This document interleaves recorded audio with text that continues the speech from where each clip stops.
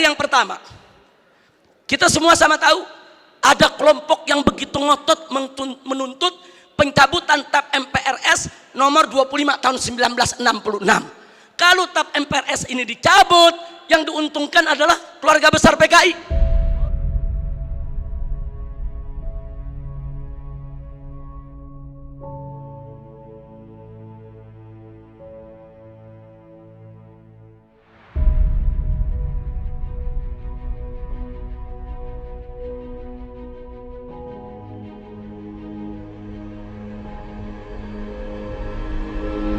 Mari kita lihat indikasi kebangkitan PKI saudara yang ada di Indonesia ini.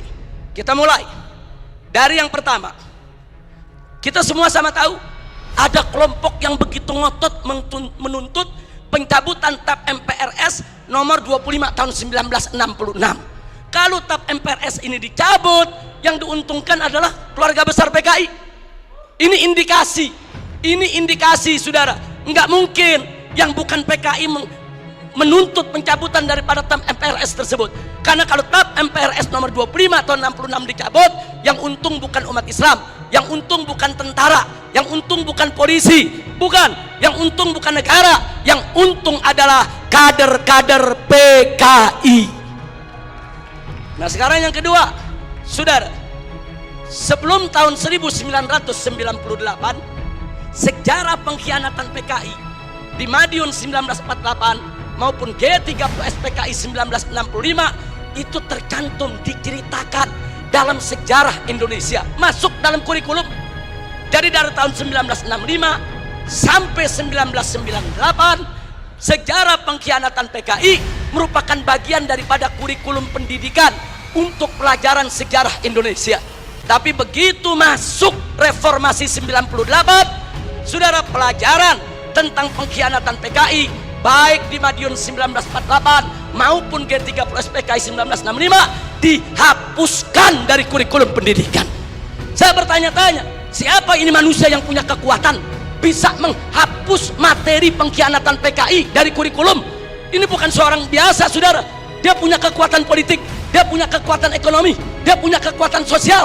Kalau hanya rakyat jelata biasa, nggak mungkin dia bisa menghapus daripada pelajaran pengkhianatan PKI dari kurikulum pendidikan Indonesia, saudara. Dan dampaknya serius. Sejak tahun 98 sampai hari ini, saudara, apa yang terjadi? Yuk mari kita lihat, saudara. Anak-anak SD, SMP, SMA yang di tahun 98, saudara, baru mulai mencicipi sekolah, mereka nggak dapat lagi pelajaran tentang pengkhianatan PKI. Jadi dari tahun 98 sampai hari ini, generasi muda kita yang umurnya sekitar 25 sampai 27 tahun, mereka nggak tahu apa dan bagaimana PKI, saudara. Saudara, ini kurikulum ini penting. Kurikulum ini membentuk daripada ideologi bangsa. Kurikulum ini membentuk pemikiran filsafat bangsa. Kalau sudah dihapuskan dari kurikulum, jangan kaget kalau anak-anak muda kita saat ini umur 20-an, saudara, 25 atau 27 ke bawah, tidak ada yang tahu PKI. Bahkan mereka merasa bangga pakai kaos dengan gambar Palu Arit karena ketidaktahuan mereka, saudara. Sebelum tahun 98, saudara, televisi nasional khususnya TVRI setiap tanggal 30 September selalu memutar ulang film tentang pengkhianatan G30S PKI. Hingga dari Sabang sampai Merauke, dari gunung sampai ke lembah, orang di kampung-kampung nonton film tersebut, saudara. Mereka tahu betapa biadabnya PKI, betapa zalimnya PKI, betapa pengkhianatan yang dilakukan oleh PKI.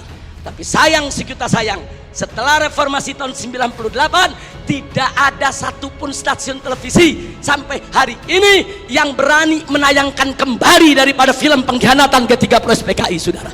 Ada apa? Siapa itu orang yang bisa nakut-nakuti televisi? Siapa itu orang yang bisa neken media televisi? Siapa itu orang yang menguasai media di kita punya negeri sampai media takut, nggak berani untuk menayangkan film itu kembali, saudara? Nah, ini fakta. Ini merupakan indikasi kebangkitan PKI yang tidak terbantahkan. Omong kosong kalau ada mengatakan PKI tidak akan bangkit. Omong kosong kalau ada mengatakan PKI PKI akan bangkit atau PKI ini sudah final tidak akan bangkit lagi. Omong kosong saudara. PKI sedang bergerak, PKI akan bangkit kembali, PKI akan melibas kita semua kalau kita tidak merapatkan barisan dari sekarang saudara. Dulu sebelum 98 ada Litsus, penelitian khusus bagi pejabat publik di Indonesia saudara. Seseorang ingin jadi gubernur, ingin jadi kepala daerah, apalagi mau jadi menteri saudara, ada penelitian khusus. Siapa dia? Bagaimana ideologinya? Apa keterkaitannya dengan PKI saudara? Kalau terbukti ada keterkaitan dengan PKI, apalagi mengusung ideologi PKI, tidak akan pernah dilantik oleh negara sebagai pejabat publik saudara. Tapi semenjak tahun 1998 Litsus ditiadakan. Nah, kemudian baik yang kelima saudara, putra putri PKI keturunannya masuk ke partai-partai politik, masuk ke instansi lembaga-lembaga negara saudara, dan dari sanalah saudara mereka mempengaruhi kebijakan-kebijakan untuk keuntungan PKI. Baik, yang keenam, mari kita lihat lagi saudara. Kita tidak boleh menutup mata. Sejak tahun 1998 begitu banyak buku-buku yang membela PKI. Dibagikan secara gratis, dijual dengan bebas di toko-toko buku saudara. Pemerintah kita nggak mampu untuk melakukan tindakan apapun. Real, fakta saudara. Bahkan ada satu anggota dewan, pimpinan satu komisi di DPR RI, saudara, begitu bangga mengarang buku mengatakan dengan judul "Aku Bangga Jadi Anak PKI". Enggak sampai di situ, bahkan dia karang buku lagi dengan judul "Anak PKI Masuk Parlemen", seolah-olah dia ingin meledek semua yang anti PKI. Manusia-manusia Indonesia yang anti PKI, ada urusan apa dengan kalian? Aku bangga jadi anak PKI. Bangsa Indonesia yang anti PKI, ada apa dengan kalian benci PKI? Ada apa musuh PKI? Aku anak PKI masuk parlemen dan aku bangga menjadi anak PKI. Innalillahi wa inna ilaihi rajiun. Ini indikasi.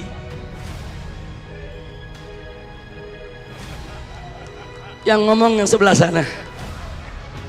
Mari kita lihat yang nomor 7. Saudara, adanya usulan RUU KKR, Komisi Kebenaran dan Rekonsiliasi. Ini juga tidak lepas dari peran-peran untuk kepentingan PKI. Kemudian yang ke-8, bagaimana Komnas HAM luar biasa saudara. Berikut LSM liberal yang menjadi LSM komprador saudara, yang bersuara untuk kepentingan asing, juga mereka semua bersuara untuk membela PKI. Yang ke-9, maaf saudara, ya ada bantuan Cina kepada Indonesia, berikut kompensasinya. Saya tidak campur urusan ekonomi negeri ini saudara, tapi kalau sudah bantuan dari negara komunis Cina ke Indonesia dengan kompensasi tenaga kerja yang masuk Indonesia, wajib untuk diwaspadai saudara. Nah kemudian jangan lupa yang ke-10 saudara, ada beberapa parpol, bukan satu, yang terang-terangan mengirim kader-kadernya ke Republik Rakyat Cina untuk ikut pendidikan politik. Mereka dididik oleh Partai Komunis Cina saudara. Ada apa? Ya, itu hak partai tersebut, itu hak pribadinya, saya tidak ikut campur. Tapi saya sebagai bangsa Indonesia punya hak untuk mewaspadai partai-partai yang menjalin kerjasama dengan Partai Komunis Cina saudara. Yang ke-11, di mana-mana ada seminar, ada temu kangen saudara. Di mana-mana ada temu kangen PKI, seminar PKI saudara. Sementara saudara, dari pihak aparat keamanan setengah hati untuk membubarkan mereka saudara.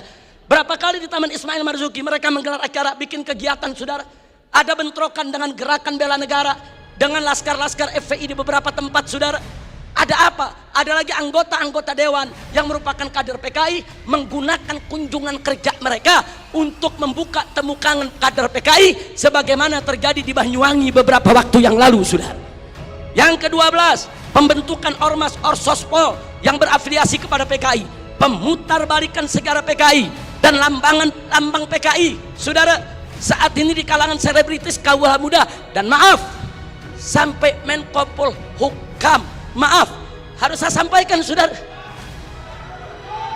begitu kami protes adanya kaos-kaos berlogo PKI, Pak Menko mengatakan saudara, tentara dan polisi tidak usah over, jangan berlebihan. Jangan kalau ada logo PKI dianggap PKI. Ini kan cuma tren anak muda. Logo PKI itu termasuk sosialisasi lambang PKI. Itu dilarang saudara oleh TAP MPRS nomor 25 tahun 66, dilarang juga oleh Undang-Undang nomor 7 tahun 1927 tahun 99, dilarang juga oleh TAP MPR RI nomor 1 tahun 2003, dan dilarang oleh KUHP pasal 107 A, B, C, dan D serta E, saudara. Nggak bisa. Kalau itu sudah masuk larangan, seorang Menko Polhukam tidak berhak melindungi logo Palu Arit hanya dengan alasan itu adalah tren kaula muda, saudara. Takbir, Allahu Akbar, merdeka.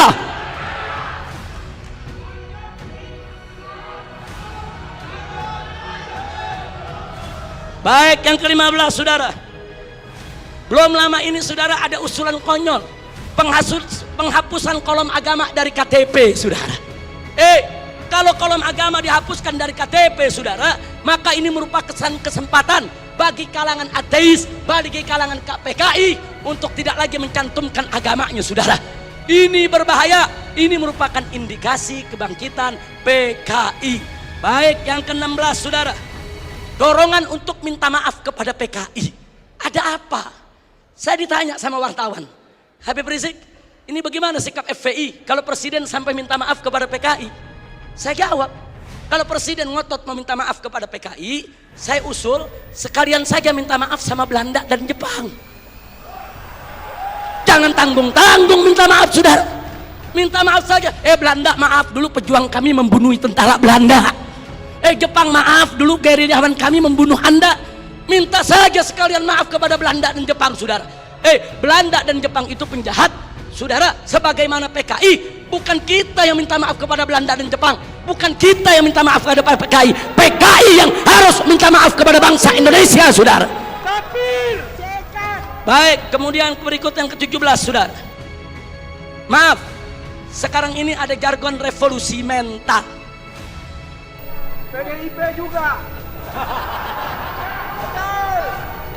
Kalau yang dimaksud revolusi mental adalah revolusi akhlak, revolusi moral, revolusi budi pekerti, dari tidak baik menjadi baik, tentu kami dari FPI akan sangat-sangat mendukung.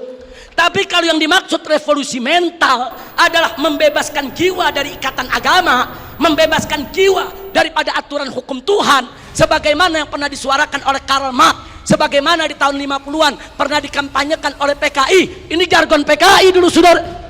Nah, kalau itu yang dimaksud, kami menolak istilah revolusi mental kalau hanya memberikan kesempatan kepada PKI untuk bangkit, ya kawan. 19, saudara. Saat ini di beberapa karnaval, bagaimana tokoh-tokoh PKI, saudara, seperti Aidit, seperti Nyoto, saudara, itu dibawa-bawa, diusung-usung. Bahkan dalam karnaval peringatan HUT RI di Madura, saudara, di Sumatera Barat, kemudian di Jawa Timur. Ada apa kalau ini bukan indikasi kebangkitan mereka? Dan yang ke-19, saudara, maaf, beberapa waktu yang lalu juga ada simposium di Arya Duta, saudara. Ya, tujuan pemerintah baik, dimonopoli oleh pemerintah, bagus tujuannya, saudara. Tapi sayang sejuta sayang, saudara, ternyata simposium tersebut, saudara, hanya menguntungkan kader-kader PKI ketimbang kader-kader bangsa Indonesia sendiri, saudara. Nah, karena itu, saudara, yang terakhir, yang ke-20, saudara. Ada jenderal PKI. Yang terakhir, saya sedih, kecewa bercampur marah begitu saya saksikan di ELC, saudara, Indonesia Lawyer Club, di salah satu sebuah stasiun televisi, saudara, ada tokoh yang mengatakan kalau PKI itu hanya korban. Kalau PKI itu korban, penjahatnya siapa? Kalau PKI korban, berarti penjahatnya NU, penjahatnya Banser, penjahatnya Masumi, penjahatnya tentara, penjahatnya Polri, penjahatnya negara, saudara. Nah, maka itu, saudara,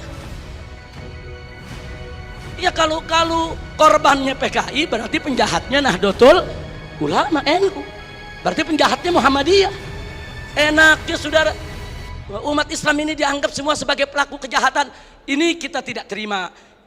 Kepada yang bersangkutan, kalau ingin simpatik kepada PKI itu urusanmu, tapi jangan coba-coba mengatakan mereka korban. Itu akan menyinggung perasaan jutaan umat Islam di Indonesia. Baik saudara, saya di sini tidak mau sebentar karena waktu sudah sebentar. Implikasi saya lewatkan dulu. Usulan FPI untuk simposium ini. Ayo kita kembali kepada Pancasila dan Undang-Undang Dasar 1945 yang asli, yang dijiwai Piagam Jakarta sebagaimana amanat Dekret Presiden 5 Juli tahun 1959. Takbir, merdeka.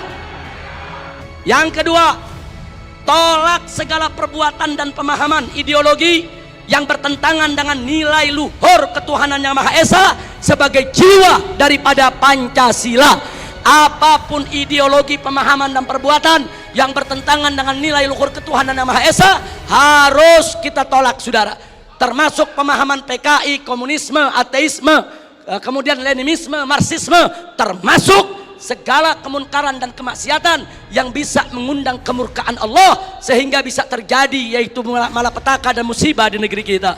Yang ketiga, tegakkan dan laksanakan TAP MPRS nomor 25 tahun 66, Undang-Undang nomor 27 tahun 99, TAP MPRI nomor 1 tahun 2003 dan KUHP pasal 107A sampai E. Karena itu kita serukan TNI dan Polri jangan pernah ragu. Anda semua punya payung hukum untuk menindak, menutup, membubarkan setiap kegiatan PKI di seluruh wilayah NKRI ini saudara. Kemudian yang keempat, ada 5 poin saudara. Tolak formalisasi rekonsiliasi dengan PKI. Saudara, saya punya cerita. Di tahun yang lalu 16 Agustus tahun 2015, kami Ormas Islam itu melakukan long march yang diikuti oleh ratusan ribu umat Islam dari Senayan, Sudirman, Tamrin sampai ke Istana. Kenapa kami gelar itu parade tauhid saudara dengan ratusan ribu umat Islam? Karena kami dengar dari sumber yang sangat terpercaya bahwa Presiden saudara berencana untuk memasukkan saudara item permohonan maaf kepada PKI di dalam pidato kenegaraannya. Kita melakukan demo-demo kecil dan puncaknya yaitu tanggal 16 Agustus 2015 saudara.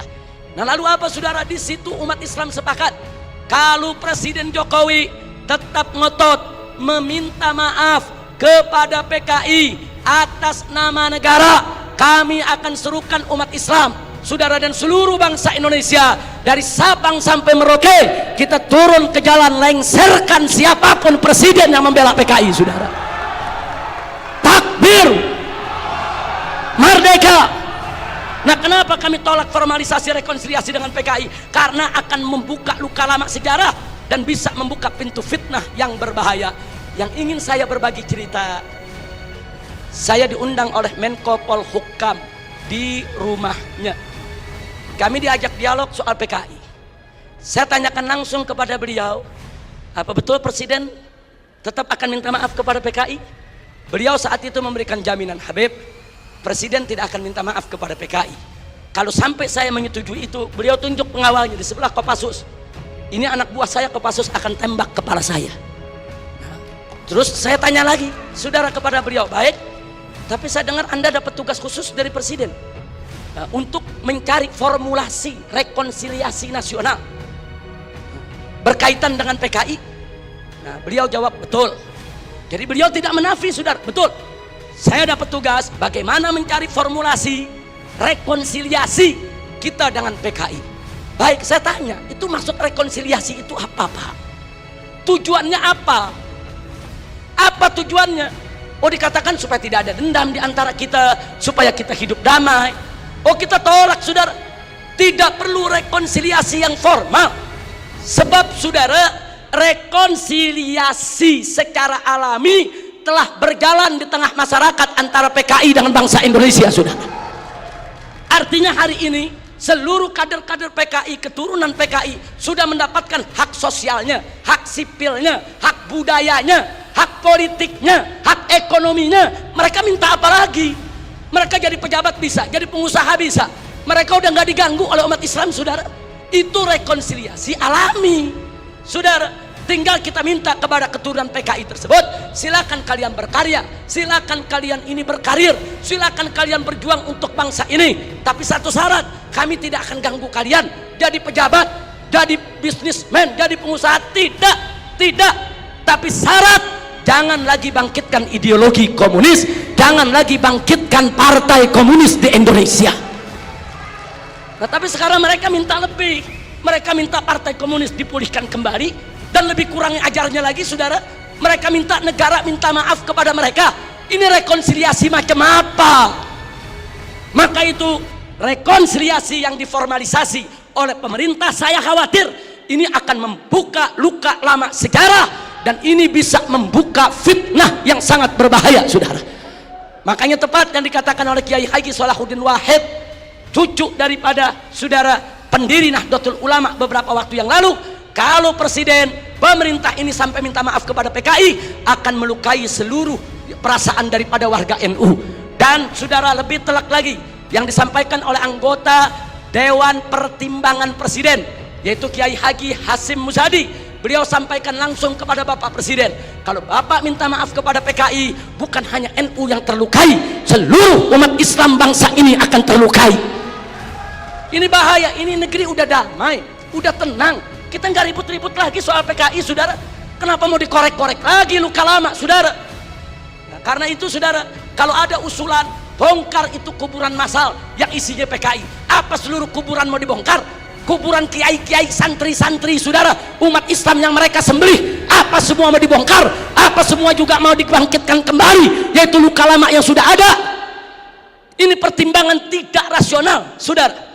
Karena itu kami dari FPI menolak formalisasi rekonsiliasi dengan alasan apapun, saudara. Tapi kami menerima kader-kader keturunan PKI saat ini dikembalikan hak sosialnya, hak ekonominya, hak politiknya, saudara. Kita terima, mereka bangsa kita, mereka saudara kita. Silakan hidup bersaudara berdampingan dengan kita, dan mereka harus tunduk kepada Pancasila, jangan lagi menghidupkan daripada komunisme. Sebagai penutup yang kelima,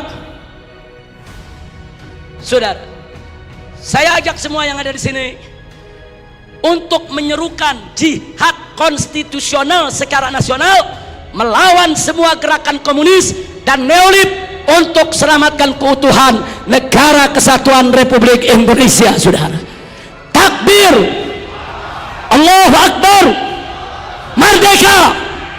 Itu saja yang bisa saya sampaikan. Hadirin Allah wa iyyakum ila siratal mustaqim. Wassalamualaikum warahmatullahi wabarakatuh.